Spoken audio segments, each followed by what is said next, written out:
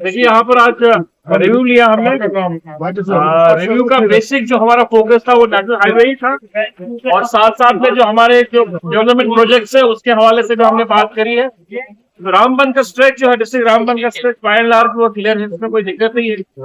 हाँ, उधमपुर के एरिया में कहीं पर नेशनल हाईवे अथॉरिटी की तरफ से काम चल रहा है, वहाँ डैमेज हुए हैं, काफी लैंडस्लाइड आई हुई है और उसको क्लियर करने की कोशिश कर रहे हैं। उसमें 40 मीटर का स्ट्रेच है, उसको ठीक करने की कोशिश कर रहे हैं हम।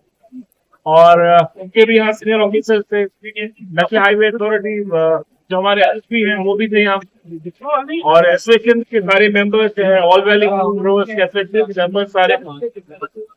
अभी हम जायजा ही ले रहे हैं एक्चुअली हमें, और अभी तक जो तस्वीर वक्त जायजे में हमें बताया गया वो तस्वीर वक्त है। दिक्कत है, यात्रा भी चल रही है, उसकी वजह से भी रिस्ट्रिक्शंस है, कुछ रिस्ट्रिक्शन है ट्रैफिक, इसकी वजह से भी कहीं कहीं थोड़ी सी दिक्कत आ रही है मूवमेंट में, पर वो हम सॉर्ट आउट कर रहे हैं। बात हो चुकी है ऑलरेडी है। उधमपुर वहां पर जा रहे हैं जहाँ पर ये एक्चुअली डैमेज हुआ है, जहाँ पर बेशतर बारिश हो रही है और बारिश की वजह से वहां पर वो दिक्कतें हो रही है, तो वहाँ हम जा रहे हैं, जायजा लेंगे।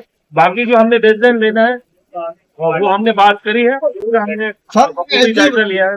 स्टेबलाइजेशन के लिए ऑलरेडी गवर्नमेंट ऑफ इंडिया, यहाँ की जो स्टेट गवर्नमेंट है उन्होंने प्रोजेक्ट किए हैं, ministry of road, highway road transport को। मुझे लगता है वो प्रोसेस में है, उसमें भी काफी हद तक जो है प्रोग्रेस हुआ है, वो भी हमें उम्मीद है कि वो भी आ जाएगी सेंक्शन होकर। दिनों में बारिश से जो है पीर पंजाल रेंज की बात करें तो एग्रीकल्चर सेक्टर में काफी डैमेज हुआ है, लॉस हुआ है, क्या कुछ कदम उठाए जा रहे हैं?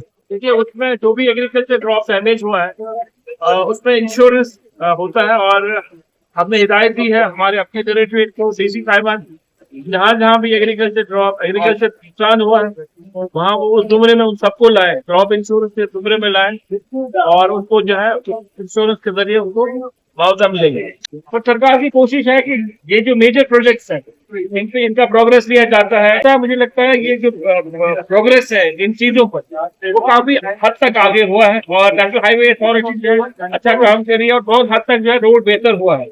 अब जो आप ट्रैवलिंग के टाइम है वो मेरे ख्याल से 4-4.5 घंटे का रह गया है, क्योंकि एक्सेसिव रेंज होती है। एक्सेसिव रेंज की वजह से कहीं कहीं जो है लैंडस्लाइड हो जाती है, उसको भी स्टेबलाइज करने के लिए है प्रोजेक्ट्स है जो गवर्नमेंट ऑफ इंडिया को भेजे गए हैं, मिनिस्ट्री रोड ट्रांसपोर्ट को भेजे गए हैं।